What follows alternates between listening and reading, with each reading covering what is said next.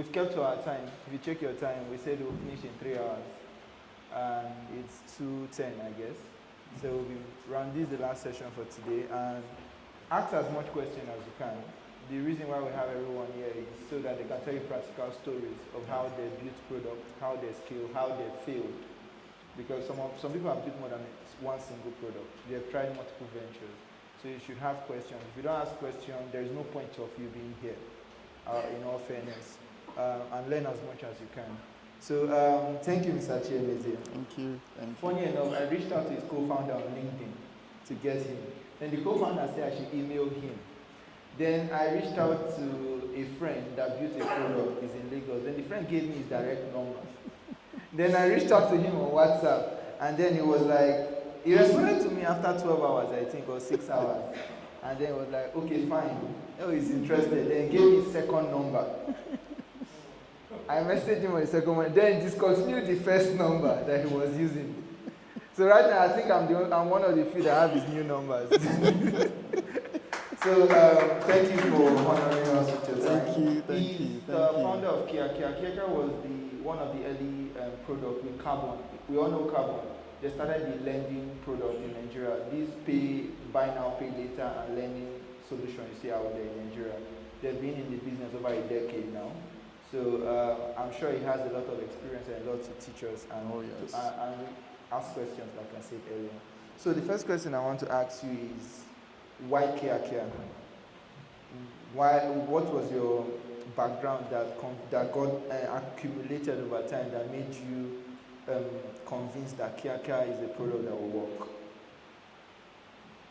Oh, thank you, ladies and gentlemen. Thank you for the question. How do I start? All right, so one of the things that led to the founding of Kiakia as an online lending platform was a pain point experienced by my co-founder.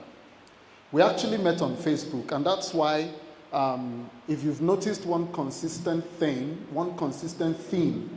by the former speakers, by the earlier speakers, one consistent theme has been the power of networking. I was based in Owerri before I relocated to Abuja 10 years ago, and I met my co-founder on Facebook, and we shared the same values, the same ideas. And then when I relocated to Abuja, I hooked up with him. I have a background in the betting industry. I was part of the development of Nigeria's second online betting platform. It's defunct right now. It was active alongside what's the name? NairaBet. It was called Naira Stake.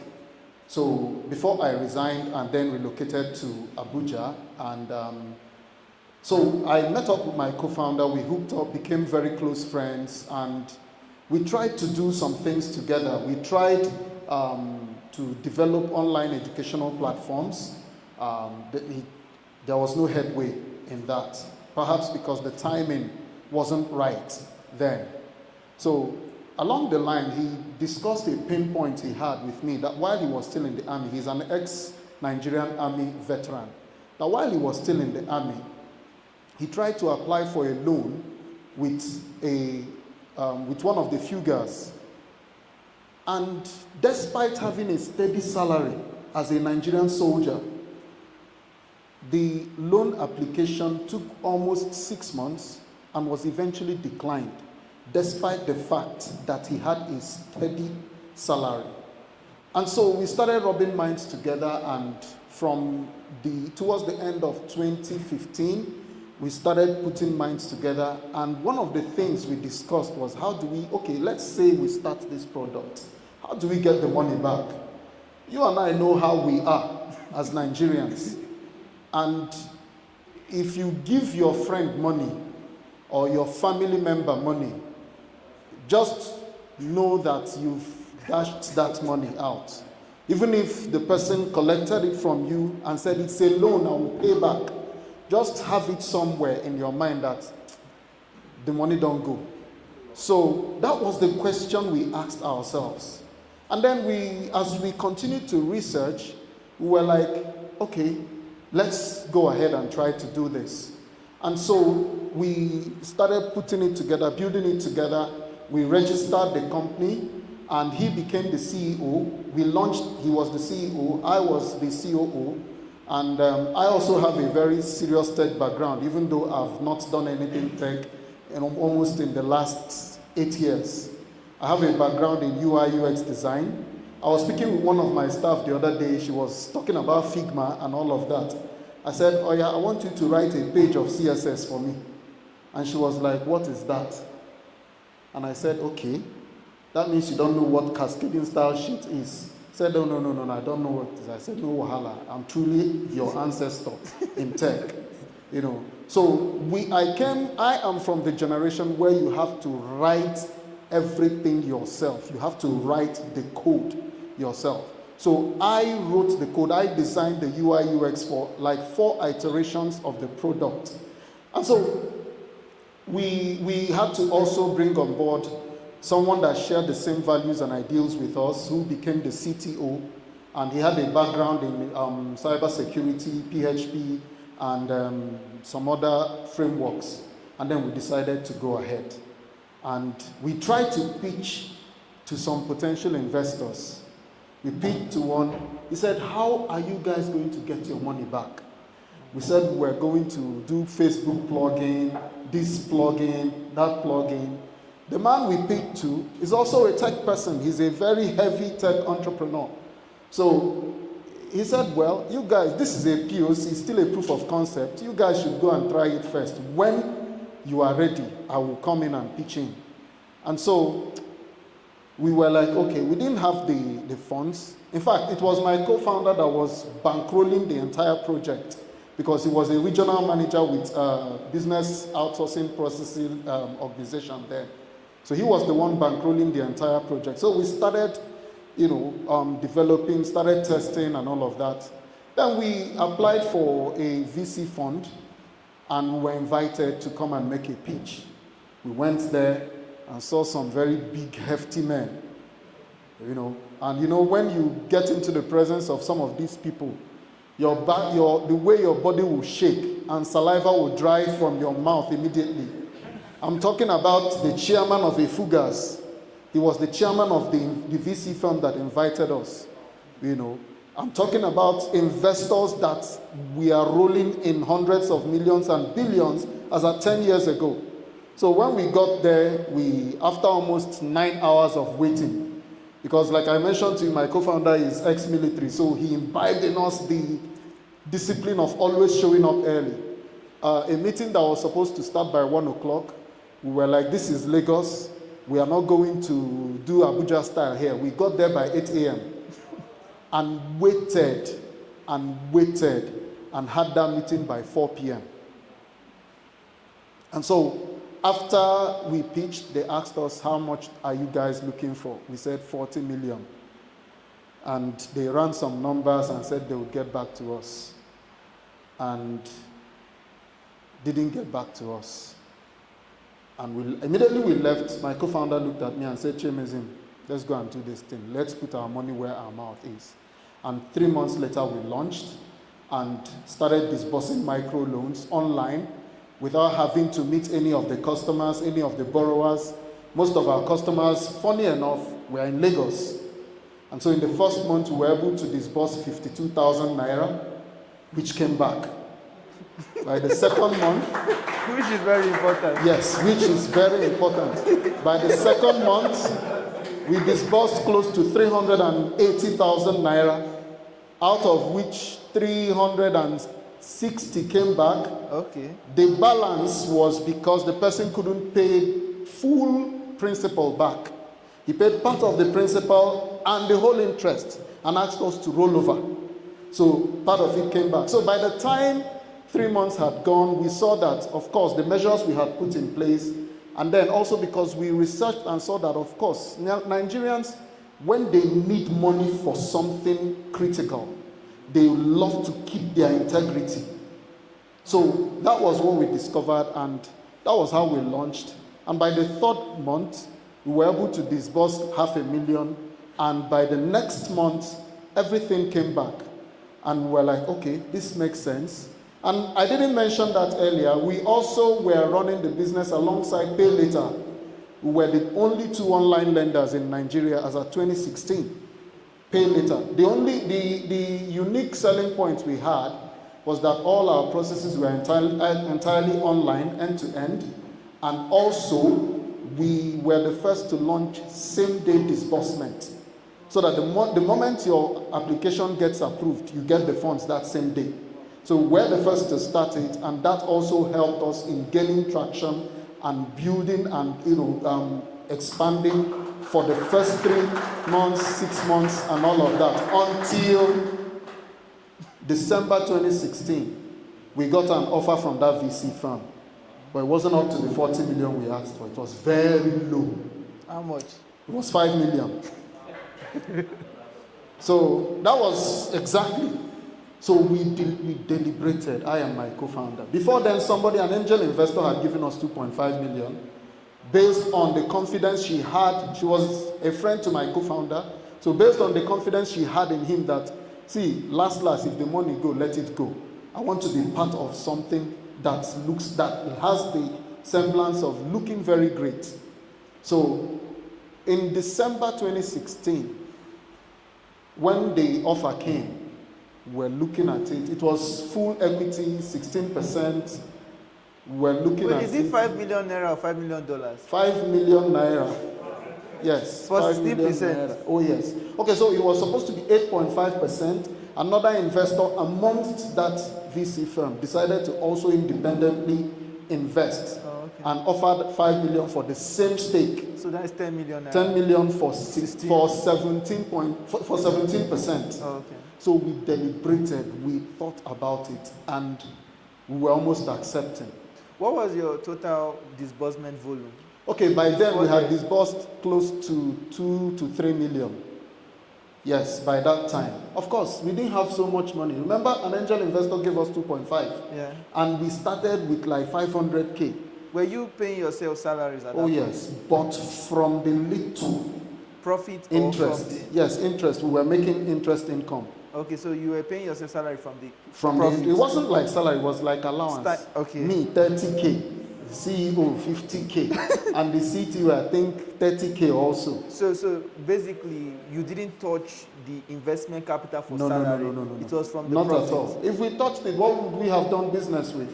Oh, okay. You understand? So, by December of that same year, the first investor we met came into Abuja, came to visit us, and we told him, CEO, this offer, that offer. And he said, but I told you guys, when you guys are launching, you should let me know so that I will be part of this story.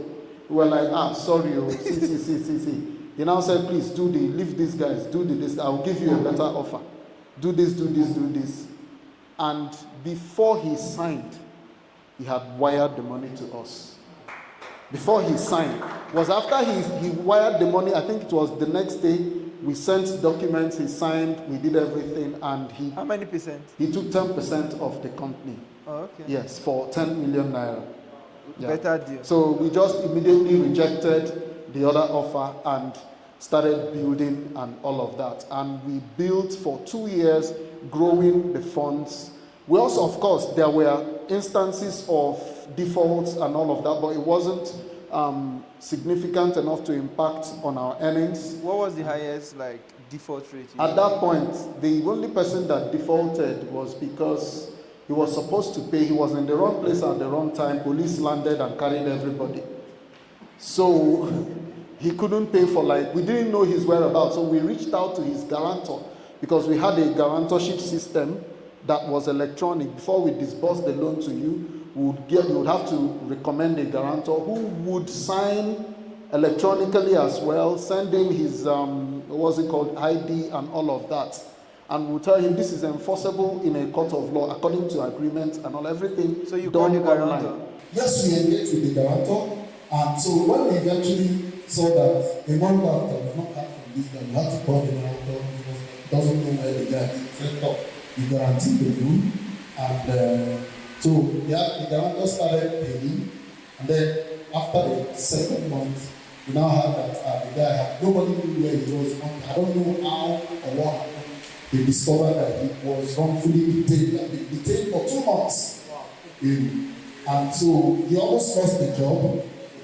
When he came out, he sent an email, apologized, and then took over the payment, and that was that. So after that, after like 2 years like that, was it that? Okay, I think after a year and 18 months, we started pivoting into SME lending because we saw that.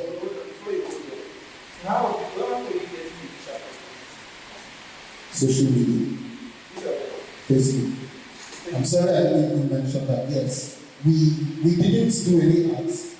We're just posting.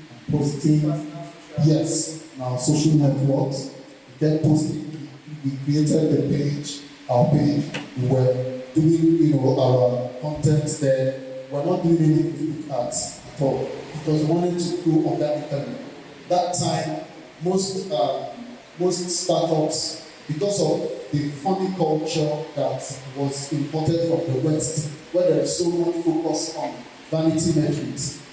How many people will come out and say we achieved 100,000 downloads in 3 months, we have acquired 100,000 customers in 3 months, and all of that. And the culture we had, and I'll still say it was imbibed by my co-founder, and I guess because of its military background, because of the discipline he had, he would always say, listen, these things will only be there to entice VC guys. But if we want to build a business, we have to focus on making money.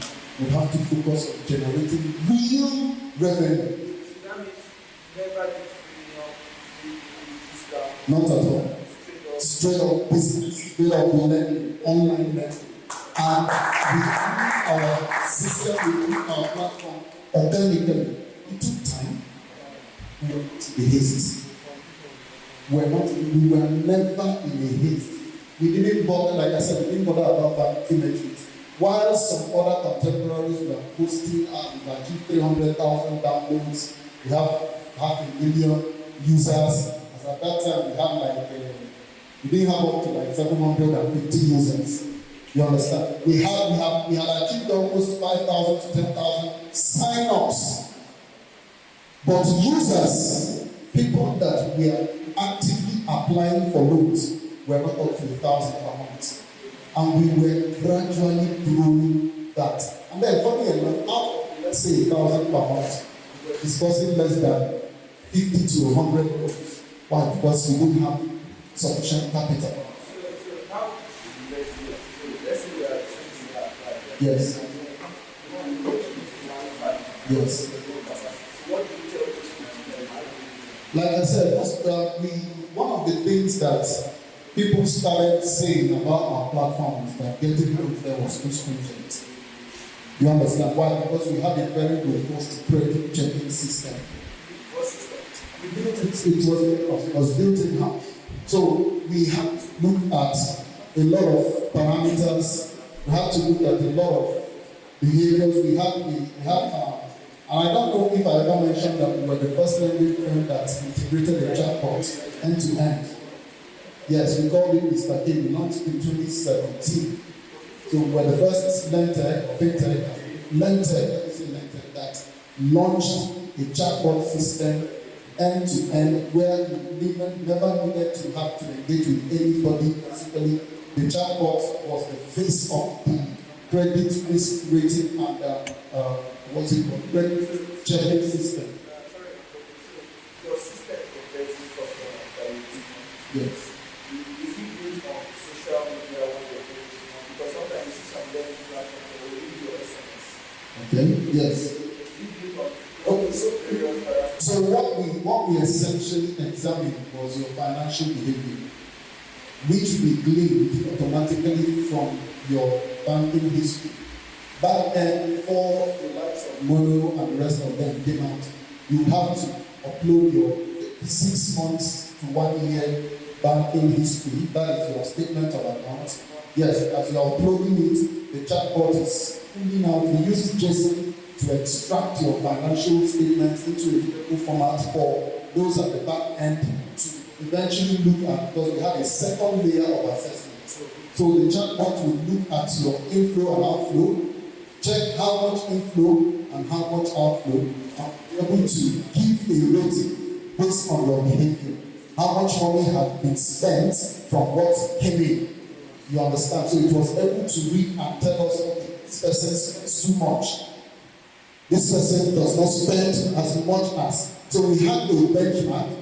If maybe you are supposed to apply for 50,000, the algorithm said then that you cannot access, if you used to earn 50,000, the algorithm was designed in such a way that you cannot access more than 25,000.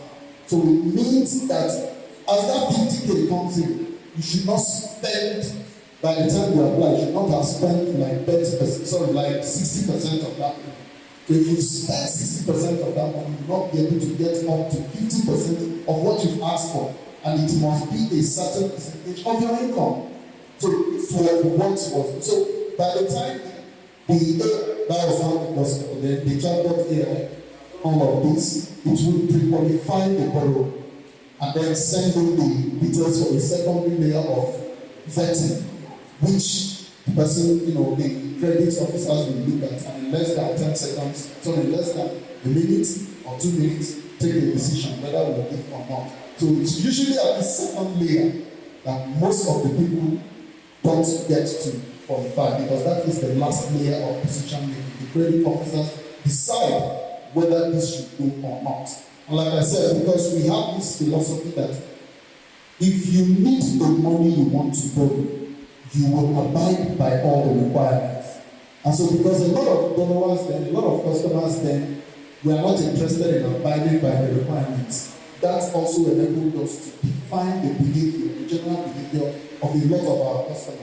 That when you get to a particular, anytime you get to a particular stage and you stop, we are able to define your behavior according to what particular stage of the questioning that you stop at. You understand? So it enabled us to rate our customers based on their unique behaviors and then based on their financial behaviors as well. So by the time it will get there, you will now say yes or no. Once it is a no, sorry, bye-bye. If it is a yes, the loan gets disbursed to you after you also sign a digital online agreement. So you don't dispute all your trades? No, the market is huge. Yeah. We did not bother about that because a lot of players came into Nigeria, came into the industry and researched from us. Just that I don't want to disclose, most of the fintechs that you know, most of the lenders that you know that came to take lectures or lessons from Kiakia to be able to build their products, leveraging the mistakes that we made, avoiding them, and then the successes that we have had. So we were not hiding. What are some critical mistakes that almost made you shut down? Okay. We didn't get to the point of shutting down, but there were critical mistakes. Why? Because one of the things we also made sure we did, we were very disciplined financially. And one of the things we never did was we made sure we did not start living big boy lives. Yes. Well, you must ball now. We didn't ball. If you have startup, you have to ball. We never balled. See, the theme is building I don't want to say multi-million dollar. I don't spend dollar in Nigeria. I want to say building a multi-million naira product. See, if you are not disciplined, you cannot, you would not get to the point of being recognized. Because it is when you've suffered, when you've disciplined yourself, when you've bent your neck to discipline, and make sure you've put everything in place, and you can now sit down and say, okay, do I need to ball? No. I give you an example. Our contemporaries 8 years ago, 7 years ago, people that jumped into the lendtech space wanted to give out loans, thought it was all about racking up numbers. Until one day we participated in a research program, and we discovered that one of the lendtechs that came into Nigeria had almost 50% of their balance sheet default. Wow. That's a lot of loss. And they were giving out. These were people that had been priding themselves in the fact that they had given out almost $1 million in loans in less than 3 months. And we were not in the business to rub shoulders with anybody. It was based on a pain point. It was based on making access, critical access or access to critical credit. Critical credit in the sense that you must need this money. It must serve a purpose. If there is no need for it, no need to apply. But we'll still go back to the mistakes. But Yeah. so there's this general ideology like scale very fast, blitz scaling, right? Silicon Valley says that a lot, and you see a lot of startups in Nigeria do that. They'll raise money, the next thing you are seeing them everywhere, right? Were you not tempted at any point to try to grow very fast and dominate the market? Yeah, I will not say I personally was not tempted. But like I said, one of the things that helped steady the ship early, one of the two things that helped steady our ship very early was the fact that one, I'll still say it, my co-founder, because of his military background, had inbuilt discipline, which he was able to transfer to me because I willingly said, anywhere you are going together. So I trusted his discipline, his decision, and I tagged along. Not casting aspersion to any ethnic group, but I'm Igbo, and we are very headstrong. And so, because I knew that if I chose to be doing an OP, let's go this way, let's go that way, that ship would have crashed. So I was like, guy, bros, no, I did your back.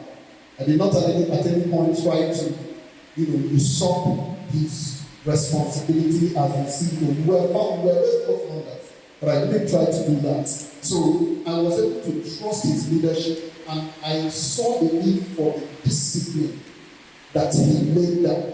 And so we were able to minimize mistakes, and we were able to hold ourselves back from the temptation of quick scaling, because we realized that was not Nigerian behavior.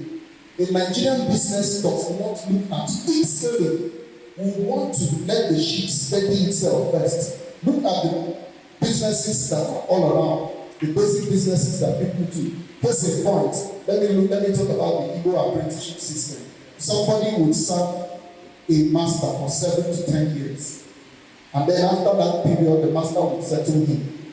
And then that person that had served would spend 5 years, 6 years, 7 years training somebody else. And then you ask, why is this culture still being translated across generations? It's because of that simple issue of discipline. I'm not saying scaling is not good, but please look at yourself, look at your business. If there is no need to scale, quietly grow your business. Quietly grow, because the temptation to scale is a trap. A lot of founders in our days fell into, and So you didn't try to scale? we did not. We were growing organically. We made sure we grew organically, made sure we had a consistently growing customer base, that we did not feel the temptation of, okay, let's get this money, let's throw money into advert, let's do this, let's do that. Of course, but we also let them know that this is a small business that is growing, and we gave a timeline of when they should start expecting maybe like dividends and all of that. We gave them 3 to 5 years. You understand? And we also did not make the mistake of trying to bring in so much funds that we would just go insane and all of that. We tried to do 1 or 2 VC funds and all of that, but eventually it didn't work out. But how we now do our business was, we now started doing what we call private placement. That was how we developed our peer-to-peer lending platform. we saw that a lot of Nigerians did not have money. They thought they had money and they didn't have anything to do with them. So like that, talked about our peer-to-peer lending platform. Tried with friends, tried with associates, right? Who had money, 50 million, 100 million, 5 million, 10 million at an agreed interest rate, and they'll give us maybe for 1 year or 6 months, as the case may be. And that was how we now started expanding. And we started that in 2018. That was when we launched our peer-to-peer lending platform. And that was how we started growing. And because of the fact that this gave us these monies on trust, that enabled us to scale carefully and we didn't fall into the trap of balling. Because that was the first trap. A lot of founders were falling. Buying houses, buying assets, buying cars. You will see this person has bought a Benz, and you're looking at yourself like, did I come to this world differently? You understand? But because that discipline was already there, that thought will come in and then fly out. Because you're looking at giving value to your investors, giving value to your lenders first.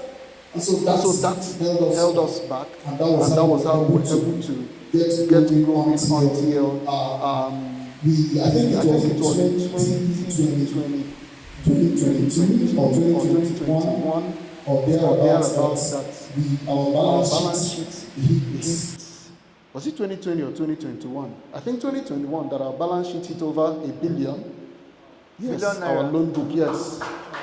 And this is the first time I'm saying it publicly. We don't come out to, you understand, but our records are there and all of that. We've been growing consistently and all of that too. Right now, you are paying yourself salary. Of course. Not allowance anymore. Not allowance anymore. Yes.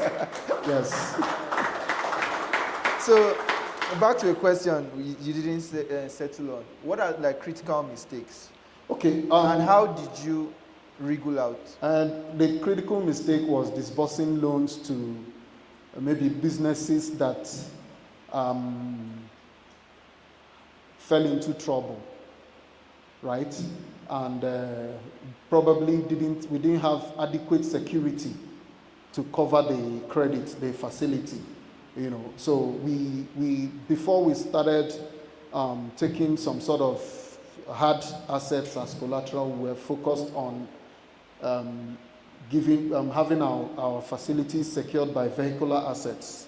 Oh, they'll drop their cars. Yes, they'll drop their cars, and after we've done everything, so they would let us upload the pictures of the vehicles. We would now notify because we had third-party partners that took up that we gave the responsibility of vetting the vehicles and assessing them and making sure that they actually had the value for the facility we were about to give. So some of the critical mistakes, one that I'll mention, is the fact that we didn't take into cognizance that those assets were going to depreciate over time. They were going to depreciate over time. You park a car with us, there was a particular vehicular asset, a Mercedes-Benz, that was in 2018.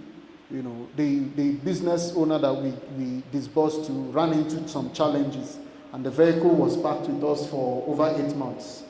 Yes, and he couldn't service even the interest. So by the time when we first wanted to liquidate the collateral, after like 3 months, the amount that we were told we were going to get it for was scary, and it was like 1/3 of the facility. And so that was what informed a business decision which we took, that we won't give you any facility any facility that we must give you, any sum that we would approve for you should be at least 1/3 of the first sale value of any asset you are bringing. Oh, okay. You understand? So that modified your business? Oh yes. Oh yes. That experience, it was painful. It was really painful. It must be a lot of money. Oh yes. At that time, it was.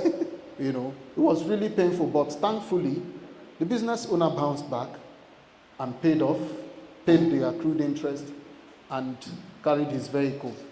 So something I've noticed in the pattern of your customers is there is integrity. Oh yes. So it's like because of your vetting system, your customers naturally want to preserve their integrity with you. Yes. So yes. As a business, you must create a system where your customers will want to maintain a sense of loyalty. Oh yes. Oh yes. Okay. Oh yes. That was some of the things like I said, we did a lot of research, and was some of the things we discovered that just leave everything we say about Nigerians, right? We can be very honest. That is the simple truth about Nigerians. We can be very honest. One thing I know about most of our customers is that they loved to preserve their integrity. Either the borrower or the guarantor. They love to preserve their integrity, and they would always tell, if you present a guarantor, the guarantor will say, guy, if you know you are not going to pay this money, I don't want trouble.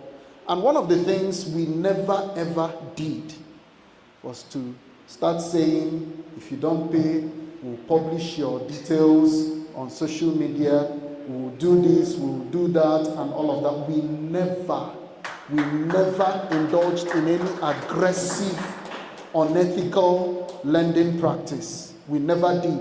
We never aggressively pursued any customer or guarantor. We did not do all of these things, send messages to the contacts on their phone and all of that. We never did that. One of the things that helped us, and I will keep saying it, is the fact that we were one of the earliest merchants of System Specs. Excuse me, System Specs. The owners of Remita were one of their earliest merchants, and we discovered that their platform was very robust in helping us recover our monies. For instance, we saw that we could extend the validity of their direct debit mandate. And so if you decide to go AWOL, unreachable and all of that, and we liquidate your collateral and we are not able to realize all our funds, Remita to the rescue. We'll set up, we'll activate the direct debit mandate and wait for you. 1 year, 2 years, 3 years, that money must come back. So any money that lands in their as it's landing, they are wiping it and sending it to us. As at 2 months ago, somebody that, let me use the term, ran away after paying some money, paying a substantial amount of money since 2021. I think that was in January or December. I just woke up and the finance people said, there is this so and so amount of money that came in. It is that customer. Do you remember? I said, okay. I know she will reach out. And she did. That they've hacked her account, blah, blah, blah, and all of that. And we just shared the details of the loan facility and all of that. But you paid to a point and you stopped. And so we have collected our money back. And please provide an account number where we can remit the balance. So you wiped everything that came in? Cleaned out everything. Everything. So I know CBN brought a policy, it came out last year, where loan services can do direct debit on any account linked to your BVN. If you take a loan on, let's say, Kiakia, that's the GSI, yes. Global Standard Instruction. It will just, any account linked to your BVN. But it's not for non-banking financial institutions. It's strictly for the banking institutions. So you as an entity, you can't use it? No, I can't. We are not given access to it. No, but I think some fintechs did that because I had a friend. Unless they have a banking license. Oh, okay. Oh, yes. We are a non-banking financial institution. Okay, so. Yes. Go. Okay, so, thank you for your basic help that. On this direct debit issue now, and there's a project we are working on. Okay. And I understand that it debits, but it stops at the point where the user deactivates the card. Like if you use the card to apply. We did not do that because we knew that. I know what you are trying to ask. We researched into it as far back as 2017, where you would have to provision your card for direct debit. Yeah. And we tried it with a card after the person, it was in-house, we applied, and the person, what's it called, hotlisted and we blacklisted the card or deactivated the card. As I'm talking to you, that's money. has still not been collected. It wasn't much, 1,000 naira. It was a test we did. So the moment the card gets destroyed, hotlisted, whitelisted, whatever it is called, the moment it is no longer active. So that was why we never bothered to do that. Sorry, let me start with now. Your ability to do direct debit on the account itself. Yes. Is it based on your license or you are using another provider? It's like I said, System Specs they built a product called Remitter, which offers a direct debit mandate system on the account owner's bank account. A specific bank or all their banks? No, a specific bank account. Oh, okay. And then the activity or the validity or the strength, let me use that, of the direct debit mandate depends on the merchant, not the account holder. No. The account holder cannot go and cancel the direct debit. It is the merchant that cancels it. Okay, because I know the customers could cancel. Yes, if mandate. they could cancel it. The only thing they did was to say, don't put money in this account. Oh. Or if they had enough knowledge, they could walk into the bank and say, please, do a PND on this account. Yeah. But if you say do a PND on this account, somebody that does not know that there is a PND on this account transfers money to you. How else will you pull it out? You have to go and unlock the PND, and as you're unlocking it, we are wiping our money. Okay. You understand? So that was part of our robust recovery and collection practices that did not in any way, we were not interested in doing all those. We are calling everybody on your So implementing Remitter, yes. Did it scale your business? Oh yes, it did. It did. So it enabled us expand to more customers. It enabled us to make sure that those of us that we could not provide services to as a result of one or two failures in their credit check. Right now, the remitter system is like an electronic check that you've issued to us, the merchant, so we could cash it anytime.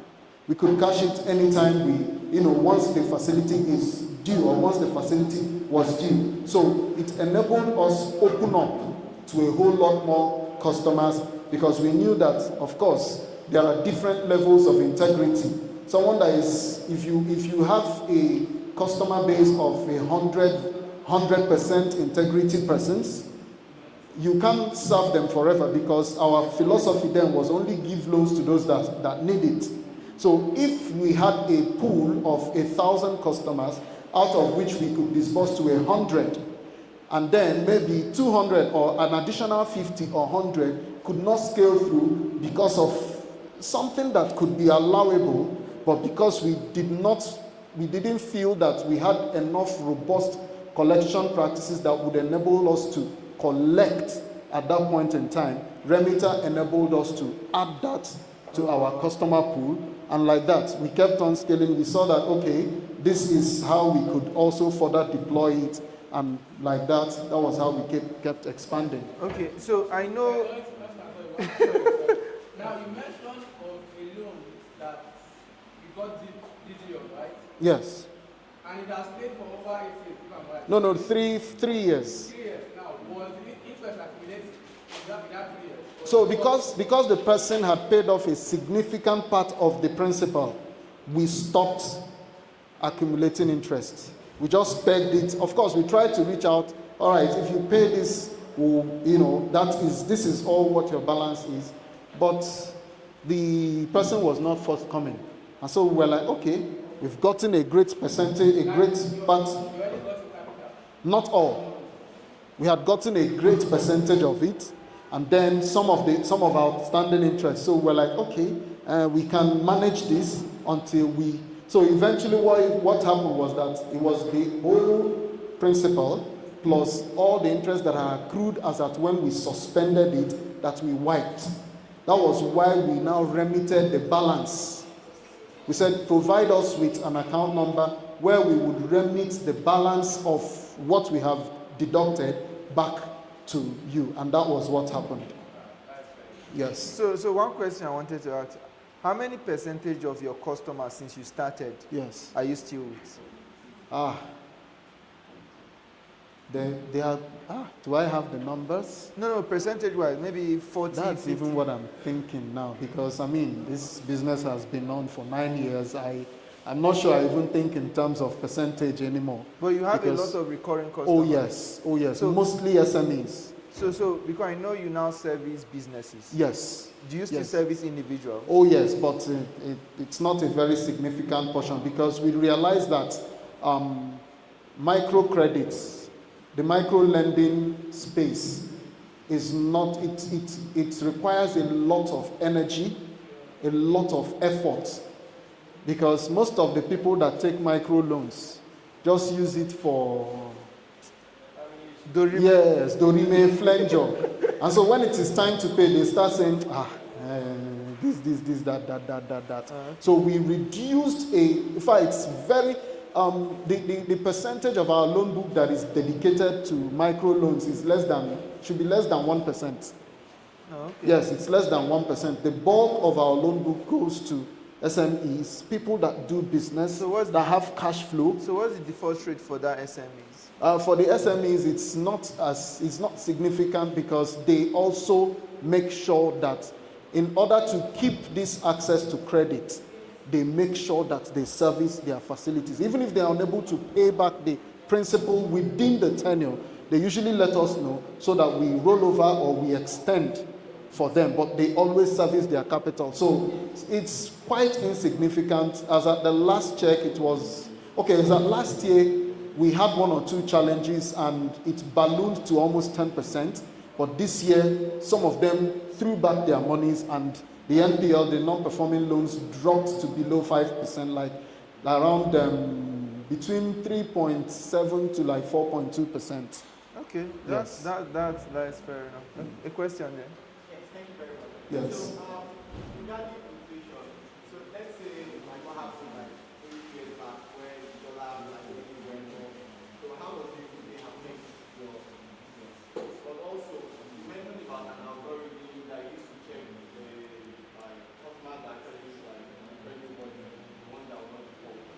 Have you also employed things like a prediction like app where you can actually use your previous record and you look in details and Sorry, I didn't get this. Your voice started lowering. I'm asking, like, have you tried a kind of prediction system where you have like data of your customers and you know the ones that default and can use that maybe to predict the ones that default?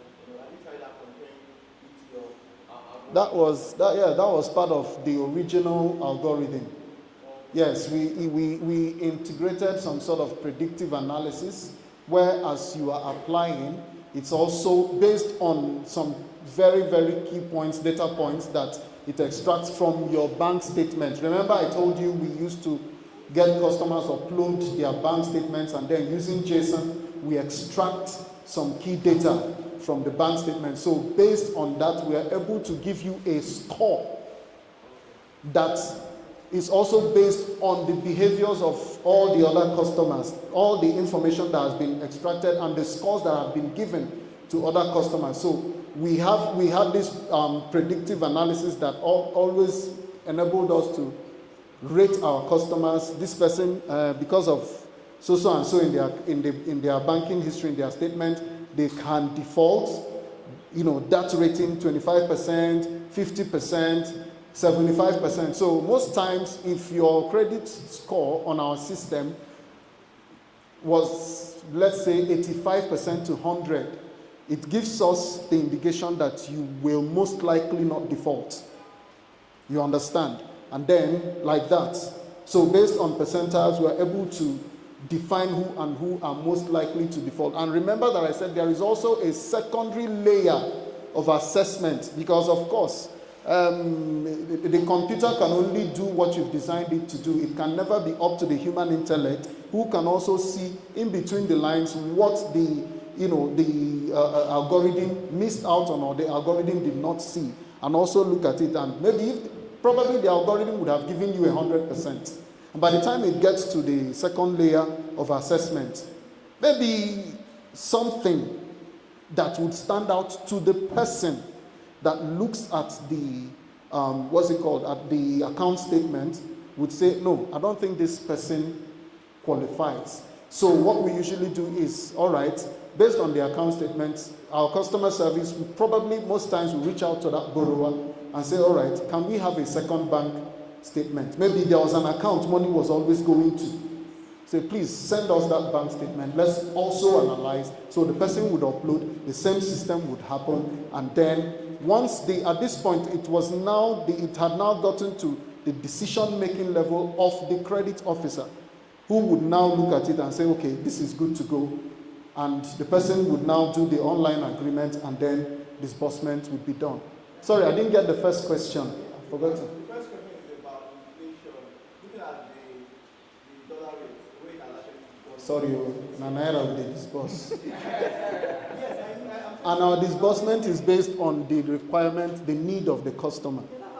Okay. Let's say I got 1 million naira now. 6 months after, value of 1 million naira is different. How does it affect your business? Then lastly, in terms of privacy, so now someone gives you the bank statement. Yes. Then how about person's privacy? How do you handle that? No, Okay, yeah, so let me answer the first question on inflation. So it does not, I don't think it's applicable to us because it is the person that uses the money that it applies to. If you apply for 1 million naira today, it means you need the 1 million naira. It has a specific purpose, a business purpose it's going to serve, right? So if you get it and you do what you want to do with it, if inflation likes, let it go up. You just give us back the money we gave you with the interest we agreed. And maybe tomorrow, someone else, because of inflation, comes back and say, it's not 1 million naira I will need. Based on inflation, I think I will need like 3 million. If you qualify for it, we will give you. It is not, at this point, the money is a physical commodity that inflation, to us, inflation does not affect it. We give you that value and you give it back to us. It's you that will go and be battling with the inflation. I think there's a third question, privacy. There is, once you want a loan, there are requirements. And our requirement is that we need to check your financial history. We are not demanding it. We are not putting a gun to your forehead to give it to us. And once you give it to us, what we have agreed with you is that we will not share it with any third party. That was when we were still uploading bank statements.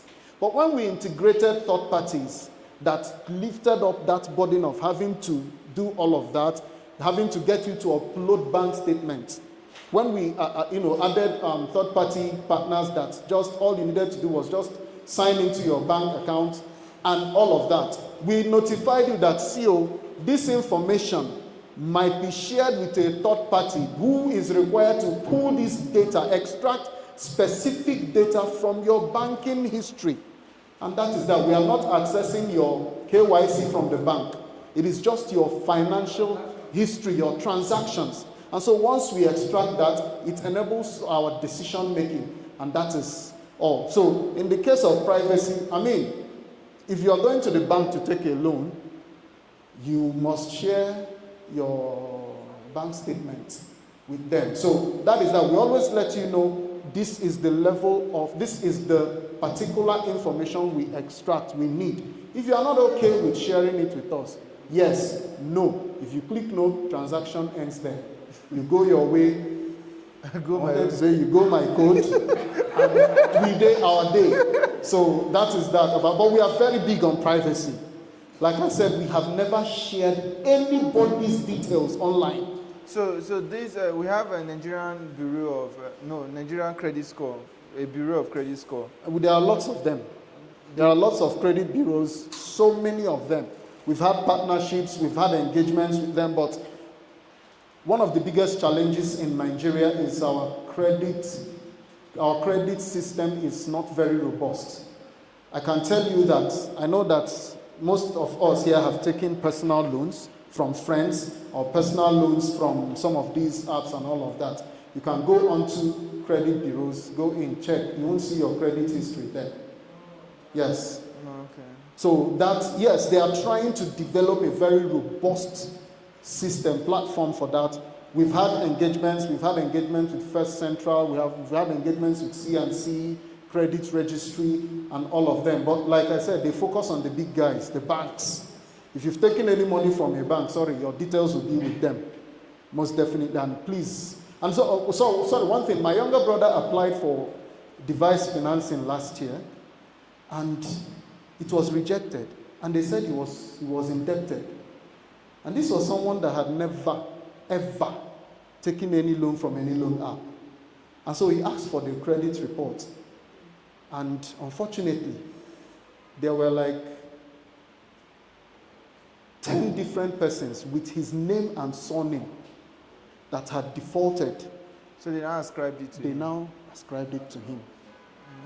You understand? So that's why I said it is not very robust yet.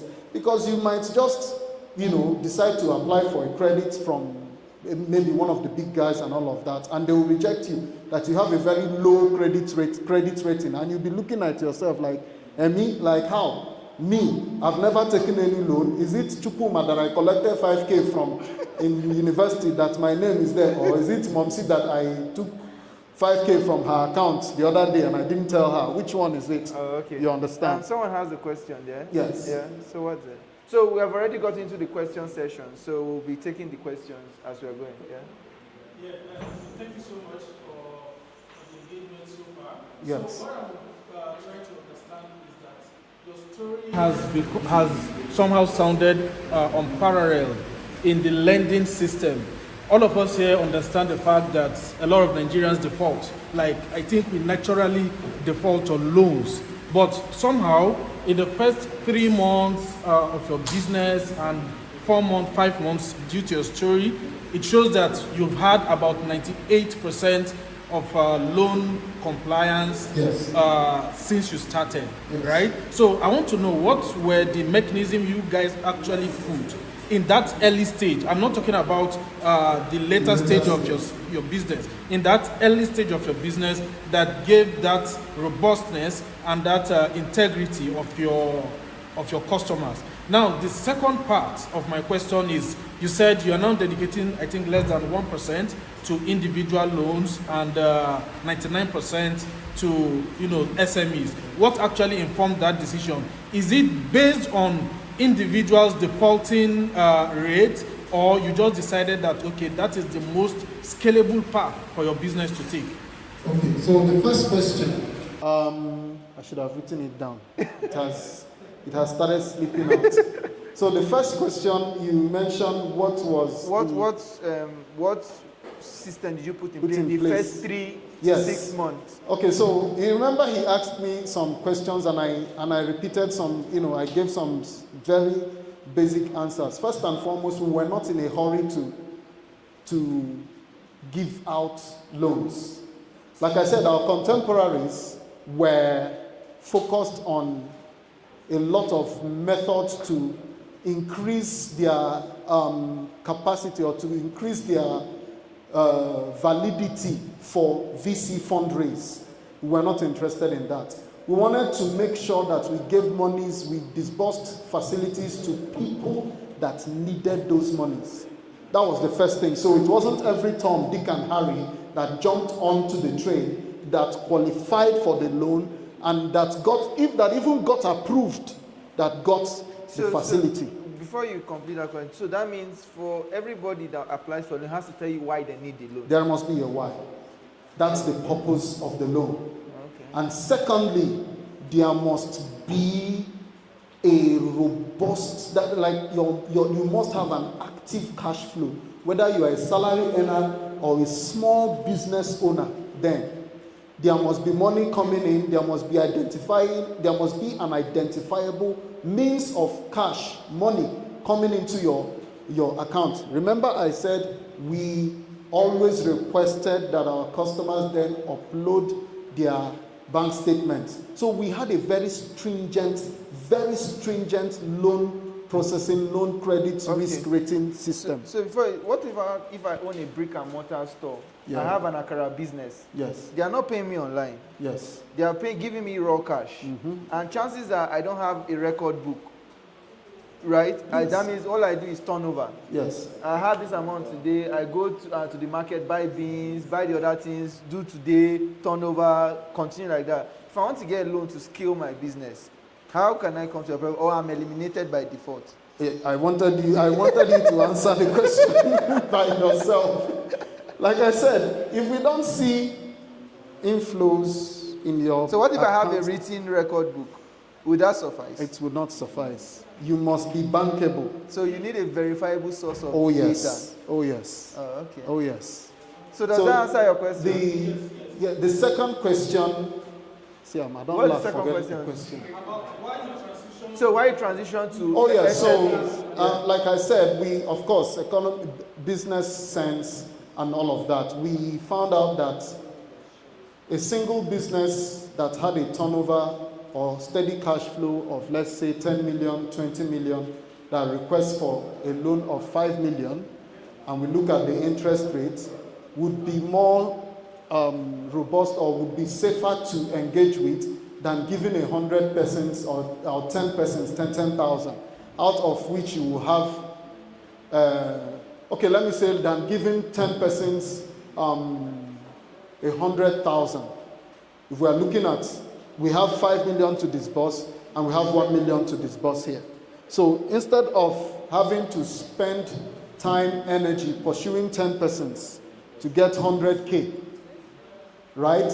Why not focus on someone that has a business that has cash flow that you are looking at, that is very active and that is over verifiable, and we disburse to them and you are sure that that money is going to come back, because secondly it is securitized, so that money will come back. So that was how we saw that our SME balance sheet, the percentage of our SME loans were ballooning, while we saw that we are spending a lot of time having to, send in reminders, maybe SMS and calls and all of that for people that took maybe 10,000 or 100K to remind them to repay. So that was what enabled us to decide to diminish those micro and nano loans and then expand our SME business portfolio, our SME loan portfolio. Oh, okay. Someone has a question there. Okay, the lady first before the guy. I've been noticing you've been concentrating mostly on SMEs. Are there provisions for cooperatives, people that want to do corporate lending? Let me give an example. I don't know if you do corporate lending in this country. Yeah. They actually take loans through their cooperatives. The cooperative comes as a body. Now there are many people, like 50, 100. They come and take these loans. Now this loan, the interest and the money can be gotten back through this harmonized system of IPPIS, which can be linked directly to their bank account. I don't know if you have any idea. So I don't want to talk about IPPIS. Okay. We've done that. We had an ongoing partnership. We've done that. We've had an ongoing partnership with the cooperative of the NSCDC, right? Yes, the Nigerian Security Civil Service, Defense, blah blah blah, and all of that. We have that. We have a partnership with their cooperative that enables us to do that, but it is not inside IPPIS. I don't want to talk about our IPPIS experience. So you make provision for even private organizations? Of course. Yes, we do that. We've had partnerships with some organizations that want a lending sort of funding, payday or whatever lending scheme for their staff. You understand? We've had that multiple times. So we disburse the money to their staff, and then every month they deduct directly themselves and remit to us. Yes, we've done that, and we still have that ongoing. So, sorry, bros. Yeah. You've been raising your hand. Pardon? Leadership, okay. My co-founder, yes.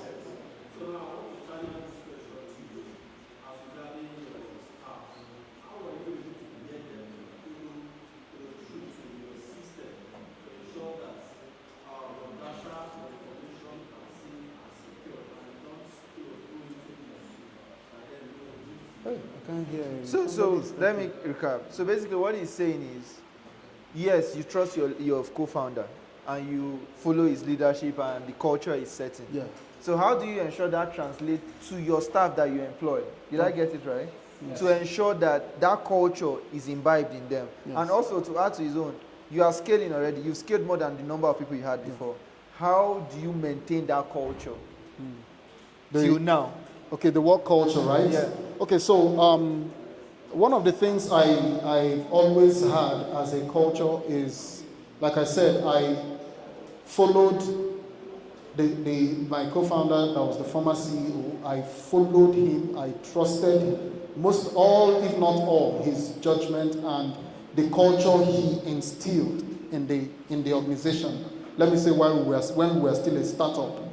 And one of the things I made sure I did was to also transmit that to the subordinates, in the sense that if we are to instill the culture of competence, capacity, I always made sure that I didn't delegate it, I directly supervised and oversaw the transfer of that capacity, of those capacities to all. I personally engage with staff.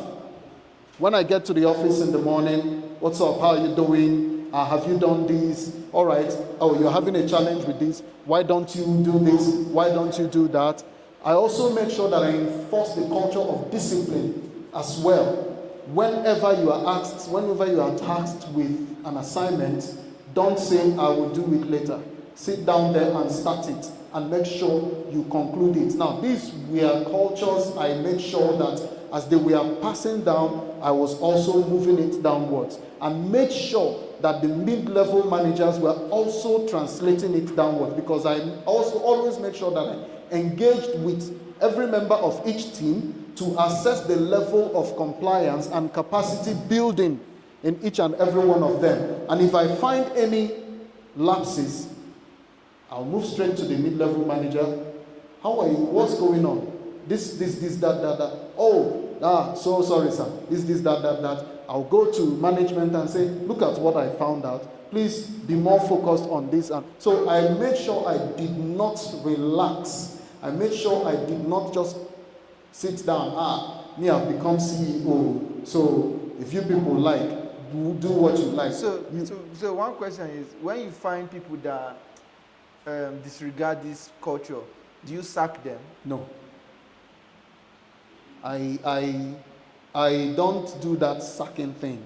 Now, so because, how do you deal with them? Yes, because I recognize even if you train them and they still decide to still disregard it and say, my culture is my culture, your culture is your culture. So what do you do? Honestly speaking, I've not experienced that. I must be honest, I'm not, because funny enough, everybody comes in that is taken through the orientation process. I'm not sure anybody has ever done my culture is your culture. Yes, they do make mistakes, right? They do make mistakes. And I recognize the difference between mistakes and outright negligence. And I address with all strictness negligence. And I'll say, this is on you. This is solely on you. And then make sure that the person recognizes and admits to the fact that I shouldn't have neglected this responsibility. This is what it has cost this organization. Going forward, I will do better. But of course, I always make sure that HR is involved as well, because I can do this carrot approach, but the HR comes with the stick approach as well. So queries are there and other punitive measures. But I make sure that what matters most to me is that the attitude or whatever it is that led to that negligence is addressed directly and properly. Okay. So yes. Does that answer your question? Yeah. Okay. So Paul, you will take over from here. Is there any more questions? Because we are pretty much done. So hold on with your question. Hold on. Maybe after the whole session you meet him and ask him, because your question is ask your question. So the question I have is So the question I have is, where do you see the future of, like, say, lending in Nigeria or Africa as a whole? Do you have intentions of, like, expanding to other countries, let's say Kenya, Zimbabwe, South Africa, or it's just Nigeria because we know what's already? So let me add, you want to play local champion. I want to play globally. Let me answer it this way. You know, when you've not been able to completely solve a local problem. I don't think you would even have the idea of across the border. Let me give you this example, right? Let's look at the payment systems. In 2016, we were invited alongside Shola, founder of Paystack. We were invited to headline the KPMG FinTech Summit. That was the first KPMG FinTech Summit. At that time, Paystack had not, how would I say it, had not even finished servicing Lagos merchants in terms of payment processing. And this question was asked to all the fintechs that day. How are you guys looking? Are you looking at expanding beyond Africa? Of course, everybody wants to go global. But you cannot go global if you don't have a very solid local foundation. But in terms of going global, right?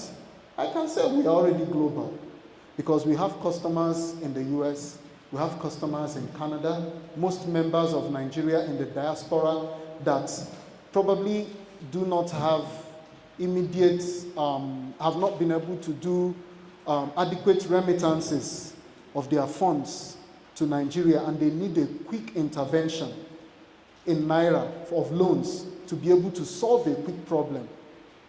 Sorry, please. Yeah. Limiting this is because in the first statement you made was like you have already solved the problem here in Nigeria. I can tell you that. My question now is this problem we are talking about, do you think it's solvable? It is. It is. It's actually solvable. I saw you shaking your head. It's very solvable. It's very solvable. Do you know why? It's very solvable. In 2016, when we launched, there were only 2 online lenders in Nigeria, Kiakia and Paystack. Right now, the FCCPC is fighting to even reduce the number of loan apps. The number of loan apps that have been approved by the FCPC is 341. As at 9 years ago, there were only 2. Well, that is not. And that's what I'm telling you. That as at last year, it was 341. That's after like 8 years. What do you think will happen in 10 years? The problem I'm talking about is the issue of people having, let's say, because all of the time we have needs. Yes. The problem is having access to funds, Yes. So, I don't know. That's what I'm telling you, that there is a greater percentage of players right now that are solving this problem. The problem will keep expanding because the population will keep growing, but we have a robust pool of problem solvers right now, and that pool will keep expanding. It will keep, it will keep mutating to solve whatever mutation of the problem.